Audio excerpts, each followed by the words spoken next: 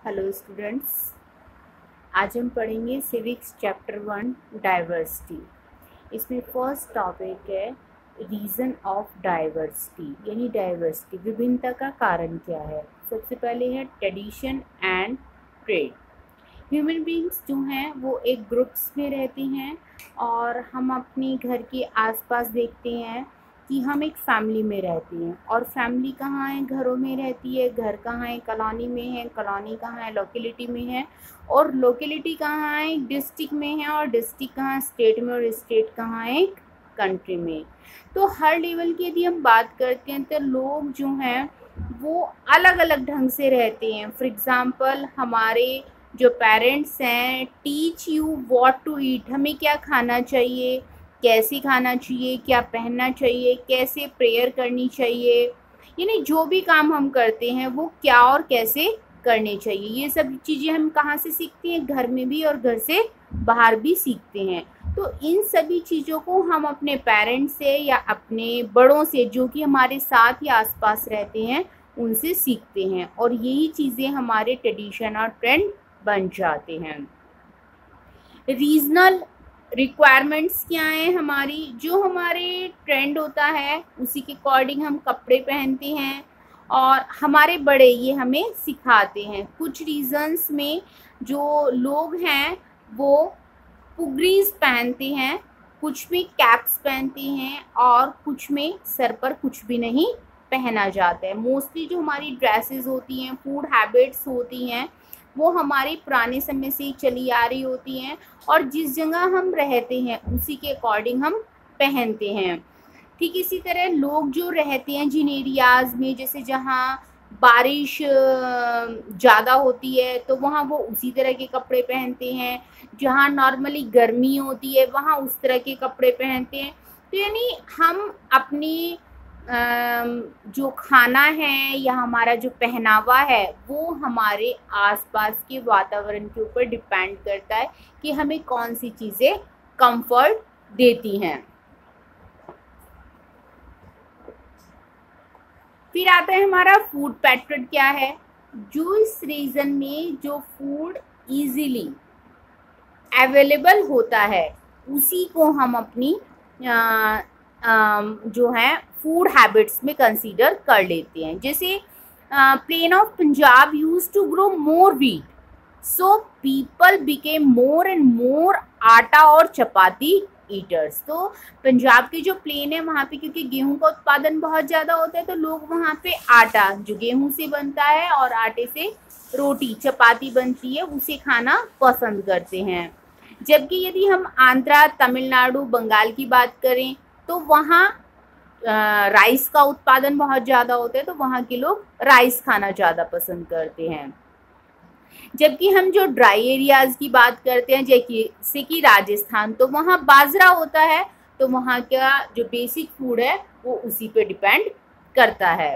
तो इस तरह से जो हमारा खाना और पहनावा है वो इन चीज़ों के ऊपर बहुत ज़्यादा डिपेंड करता है। फिर आती है हमारे रिलीजियस बिलीफ। इसमें आपको ये बहुत सारे सिंबल्स नज़र आ रहे हैं, ठीक है। तो आप देखेंगे कि हमारे जो बड़े लोग होते हैं, जो हमारे एल्डर्स होते हैं, जैसे हम एक हिंदू परिवार से बिलोंग करते हैं तो हम पूजा करना स्टार्ट कर देते हैं। हम एक मुस्लिम परिवार से बिलोंग करते हैं तो हम नमाज अदा करते हैं या मॉस्क्यूज़ में जाते हैं। तो इसका मतलब हम जिस फैमिली से बिलोंग करते हैं हम उसी तरह से अलग अलग भगवान की पूजा करते हैं। और हमारे जो प्रेयर करने का तरीका होता है या जो हमारे प्रेइंग प्लेस होते हैं वो भी डिफ़र होते हैं। जैसे आप जानते हैं हिंदू मंदिरों में जाते हैं, सिख गुरुद्वारा जाते हैं, मुस्लिम्स मस्जिद में जाते हैं और क्रिश्चियंस जो है प्रे करने के लिए चर्च में जाते हैं। नेक्स्ट है आपका काइंड्स ऑफ डाइवर्सिटीज। इन विभिन्नता के प्रकार क्या हैं? तो भारत में डाइवर्सिटी केवल ऐसा नहीं है बल्कि यहाँ पे जो जियोग्राफिकल और क्लाइमेटिक कंडीशन है हमारे देश की वो भी अलग अलग है। डिफरेंट टाइप ऑफ लैंडफॉर्म्स, अलग अलग तरह की ज़मीनी यहाँ पे पाई जाती है। कहीं माउंटेन्स हैं तो कहीं प्लेन, कहीं प्लेट्यू तो कहीं डेजर्ट और कहीं पर कोस्टल एरियाज भारत में पाया जाता है। तो जियोग्राफिकल डाइवर्सिटी को हम और आगे एक्सप्लेन कर रहे हैं कि डिफरेंट जियोग्राफिकल एरिया जो है वो भारत में पाया जाता है। 6 मेजर फिजिकल डिवीजन यहाँ पर हैं। नॉर्दर्न माउंटेन्स, इनको आप अंडरलाइन कर सकते हैं, ये आपका इन बिटवीन क्वेश्चंस है में कंसीडर होता है कि नॉर्दर्न प्लेन्स हैं, द ग्रेट इंडियन डेजर्ट है, द कोस्टल प्लेन्स हैं, द पेनिसुलर प्लेट्यू और द आइलैंडर। ये 6 यहाँ पर जो हैं मेजर फिजिकल डिवीजन पाए जाते हैं। नेक्स्ट क्लासेस में आप इनको डिटेल में पढ़ेंगे। और पीपल्स जो हैं इन जियोग्राफिकल एरियाज में रहते हैं और यहाँ की कंडीशन के अकॉर्डिंग ही उनका जो ड्रेसअप होता है या काइंड ऑफ फूड होता है वो डिपेंड करता है। जिस एरिया में रहते हैं, जो चीज़ें जहाँ इजीली अवेलेबल होती हैं उसी के अकॉर्डिंग वो अपनी हैबिट बना लेते हैं। तो इन्होंने एग्जाम्पल दिया है कि जैसे कोल्ड प्लेस जैसे कि कश्मीर है तो वहाँ के लोग जो है मीट खाना पसंद करते हैं और मिल्क प्रोडक्ट जो है स्पेशली विंटर्स में खाते हैं। और कुछ क्रॉप्स ही यहाँ पर उत्पादित हो पाती हैं। जो कोस्टल एरियाज में रहते हैं वो राइस, फिश और कोकोनट ज़्यादा खाते हैं, और क्योंकि वहाँ उनके पास भोजन को पकाने के लिए बहुत ज़्यादा स्पाइसेस मौजूद होते हैं। लिंग्विस्टिक डाइवर्सिटी यानी हमारी भाषीय विभिन्नता क्या है। इंडियन कॉन्स्टिट्यूशन में जो है 22 लैंग्वेजेस को रिकॉग्नाइज किया गया है। ये भी आपका जीके का क्वेश्चन है और वो लैंग्वेजेस जो हैं वो आपको नीचे ये सब दी गई हैं। मैं इनको एक बार फटाफट पढ़ देती हूँ। असमिया, बंगाली, बोडो, डोगरी, गुजराती, हिंदी, कन्नड़, कश्मीरी, कोंकणी, मैथिली, मलयालम, मणिपुरी, मराठी, नेपाली, उड़िया या उड़िया बोलते हैं, पंजाबी, संस्कृत, संथाली, सिंधी, तमिल, तेलुगु एंड उर्दू।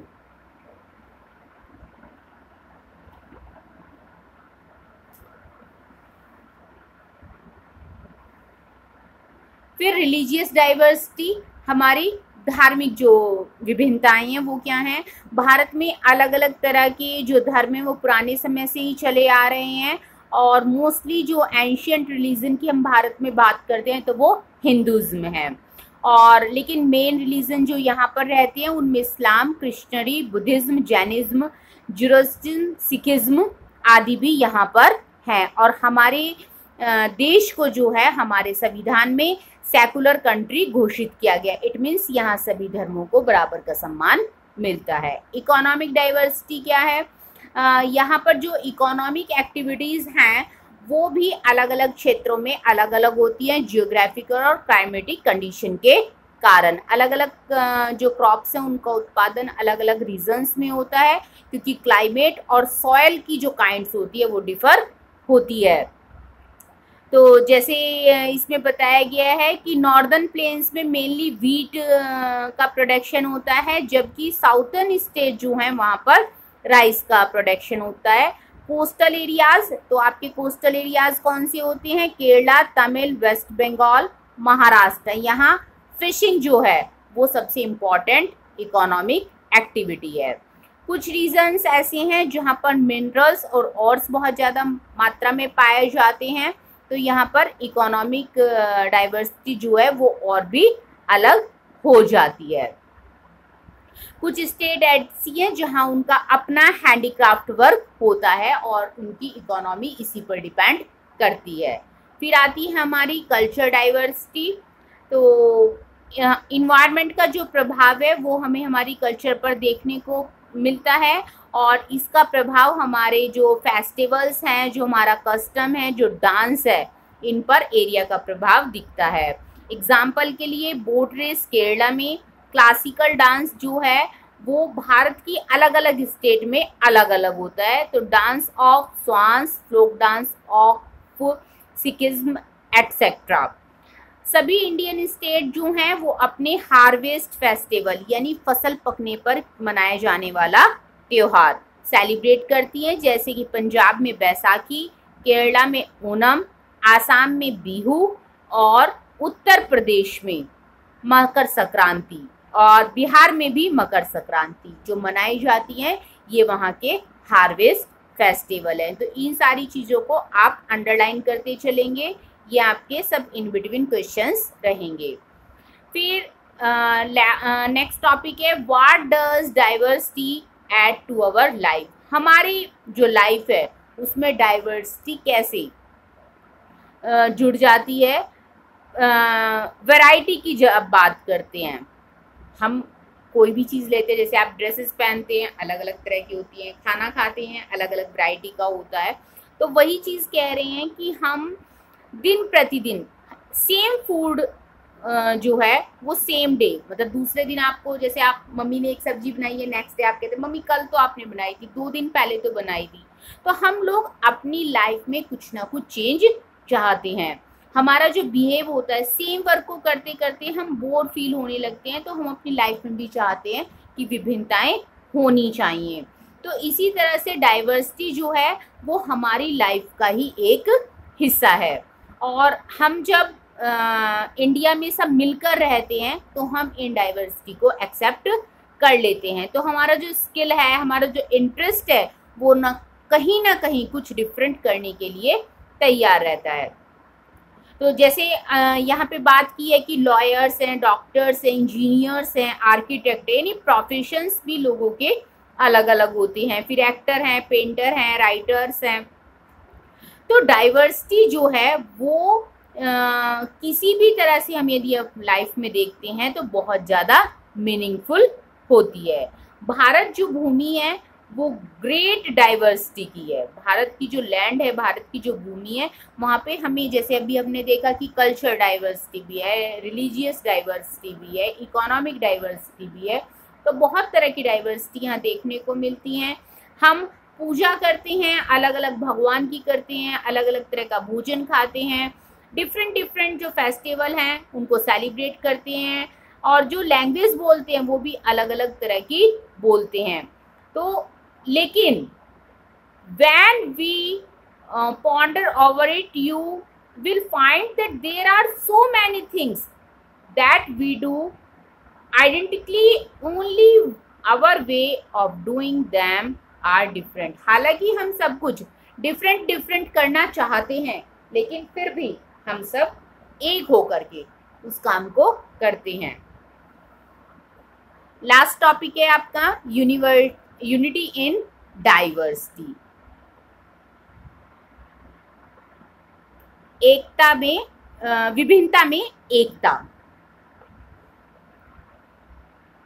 जो अभी हमने इतनी बात की है कि बहुत सारे religions, languages, caste, region, culture यहाँ पर पाए जाते हैं, लेकिन इन सब के बावजूद हमेशा भारत में जो है वो एक यूनिटी, एक एकता बनी हुई है। लोग अलग अलग रीजन से बिलोंग करते हैं, लेकिन उनका जो कंट्रीब्यूशन है कंट्री के डेवलपमेंट में वो बहुत ही वैल्यूएबल है।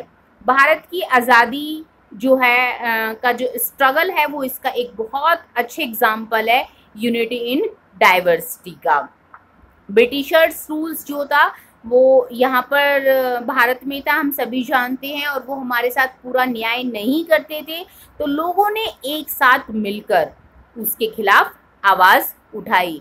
ब्रिटिशर्स को भारत से जो ब्रिटिशर्स ने भारत में पॉलिसी अपनाई थी डिवाइड एंड रूल वाली, but could not succeed as people of India remain united in their struggle against the britisher. Britishers के अगेंस्ट सारे भारतीय एकजुट हो गए, तो उनकी ये फूट डालो और शासन करो की नीति बिल्कुल फेल हो गई, वो उसमें सफलता हासिल नहीं कर पाए। तो force of love, truth and devotion kept them together. जो हमारा प्यार है, जो हमारी सच्चाई है, जो हमारी एकता है, वो हमारी हमेशा एक साथ रहती है, और यही हमारी सबसे बड़ी ताकत है। बहुत सारे सॉन्ग्स और सिंबल्स जो हैं वो हिस्टोरिक स्ट्रगल में लोगों के ने जो स्ट्रगल किया है उसमें हमारे सामने आए हैं, और आज भी हम सब जो हैं वो इमोशनली एक दूसरे से जुड़े हुए हैं। National integration lies in unity. राष्ट्रीय एकता जो है वो हमारी एकता को ही बताती है, और हमारा देश जो है उसकी सभ्यता, उसकी जो कल्चर है, वो सब हमारे जो राष्ट्र की को बताती है और यही हमारी सबसे बड़ी धरोहर है। तो एकता में अनेकता, भारत की विशेषता, और इस तरह आपका ये चैप्टर कंप्लीट होता है। इसका मैंने बुक वर्क सारा आपको करा दिया था, यदि किसी बच्चे ने नहीं किया हो तो वो भी अपना काम कंप्लीट कर ले। Thank you.